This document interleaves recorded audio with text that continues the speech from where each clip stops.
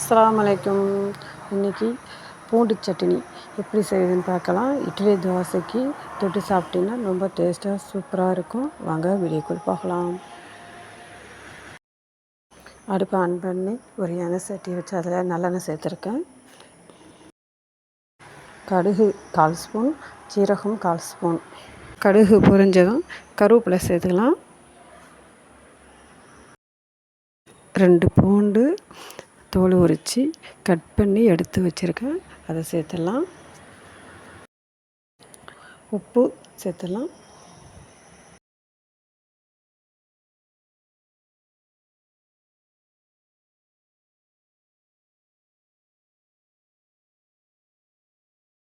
மிளகாய்த்தூள் 1/2 ஸ்பூன், மல்லித்தூள் 1 ஸ்பூன்.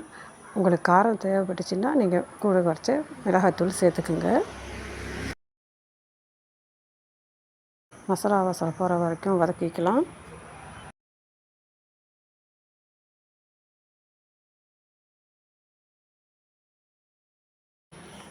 தேங்காய் பால் சேர்த்துக்கலாம்.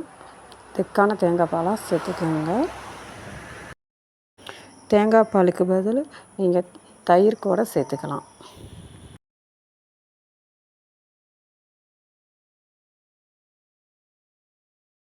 தண்ணி கொஞ்சம் சேர்த்துக்கிறோம்.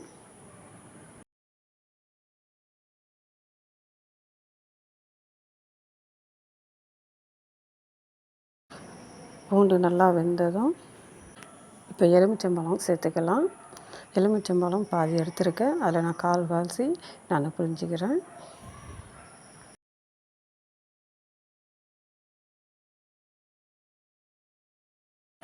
பூண்டு சட்னி ரெடியாகிடுச்சு. இது இட்லி தோசைக்கு தொட்டு சாப்பிட்டிங்கனாக்கா ரொம்ப டேஸ்ட்டாக நல்லா இருக்கும். நீங்களும் ட்ரை பண்ணி பாருங்கள்.